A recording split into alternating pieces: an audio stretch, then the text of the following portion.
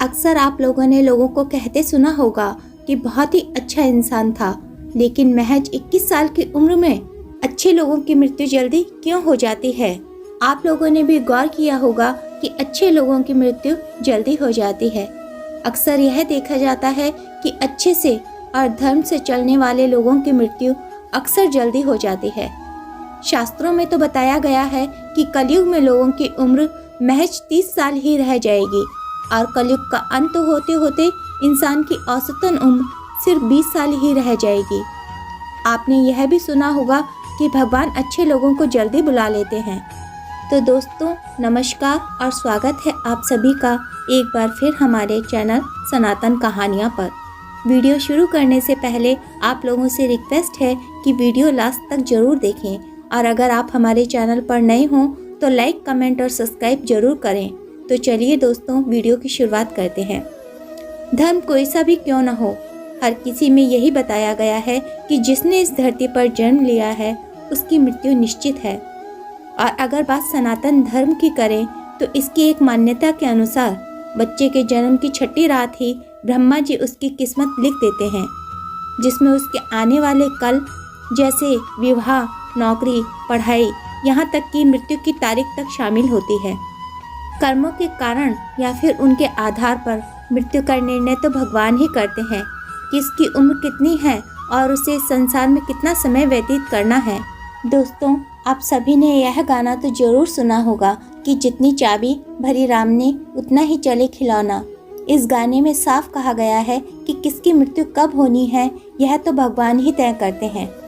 वैसे तो अच्छे लोगों की मृत्यु जल्दी हो जाने के पीछे कई कारण हैं, लेकिन पहला कारण समझने के लिए आपको यह जानना होगा कि मनुष्य जो कुछ भी इस जन्म में करता है उसका जवाब उसे ऊपर यमराज को देना होता है। अगर उसके पाप का पड़ला भारी है तो उसे नरक में यातनाएं काटनी पड़ती हैं और अगर उसके पुण्य का पड़ला भारी हो तो उसे स्वर्ग का सुख प्राप्त होता है। और यही चक्र कई युगों तक चलता रहता है जब तक कि उसे मोक्ष की प्राप्ति नहीं हो जाती है। इस मृत्युलोक में हर कोई अपने किए की सजा भुगतने के लिए ही आता है।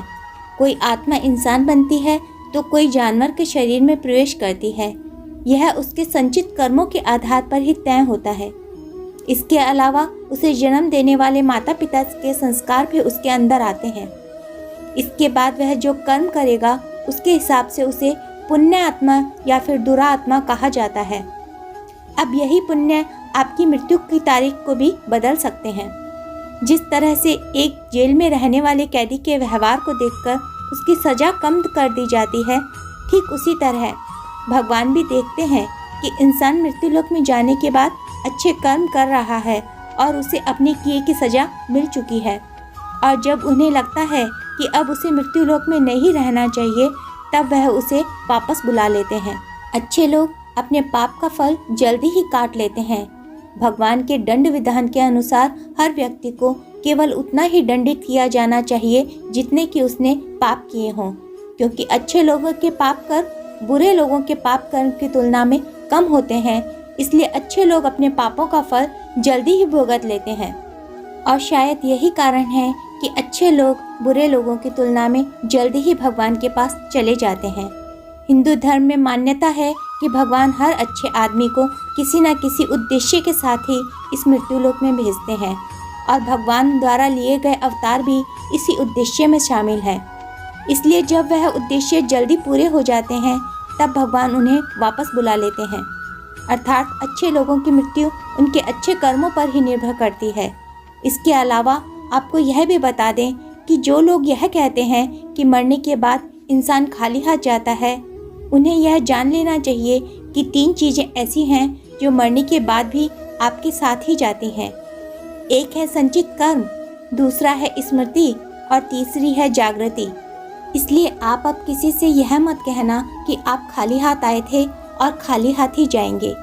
क्या आपने कभी एकांत में यह सोचा है कि आपको यह मानव जीवन क्यों मिला है?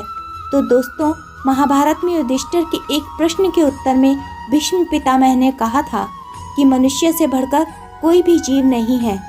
आपको यह जानकर आश्चर्य होगा कि 84,000 योनियों के बाद हमें मनुष्य जीवन प्राप्त होता है। और संसार के सभी प्राणियों में मनुष्य ही सबसे श्रेष्ठ है। मनुष्य जीवन का उद्देश्य क्या है? क्या वजह है जिसकी वजह से हमें यह मनुष्य का जीवन प्राप्त हुआ है? इसकी वजह है मनुष्य में सत्य एवं असत्य का विवेक कराने वाली हमारी बुद्धि का होना।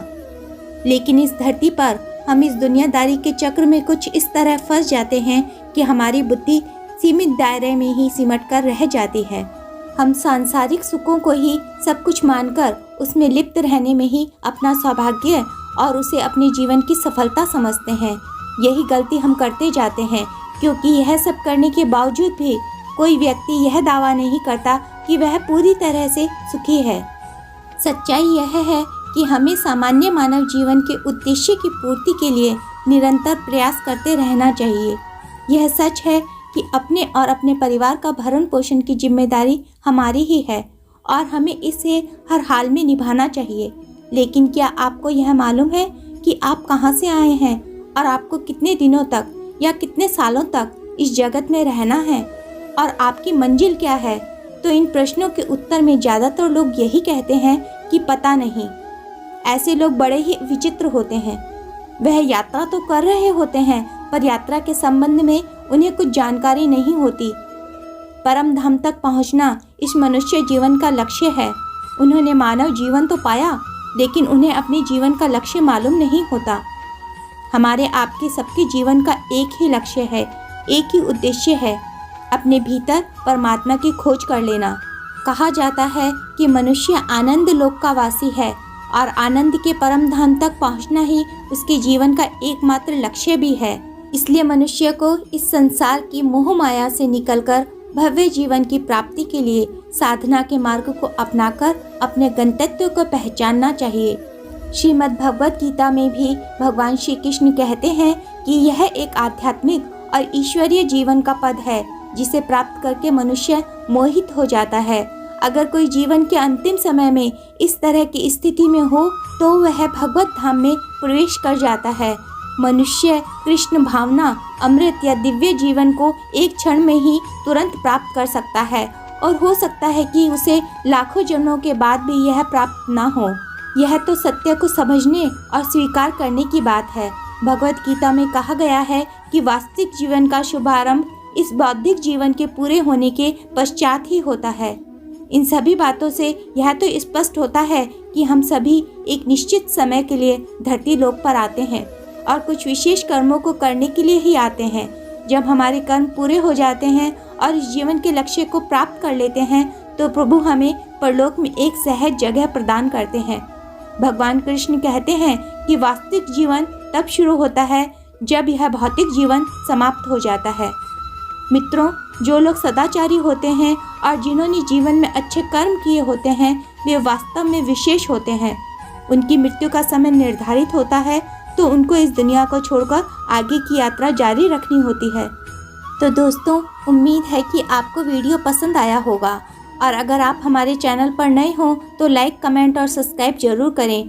आपके एक लाइक से ही हम मोटिवेट होते हैं और हमें प्रेरणा मिलती है।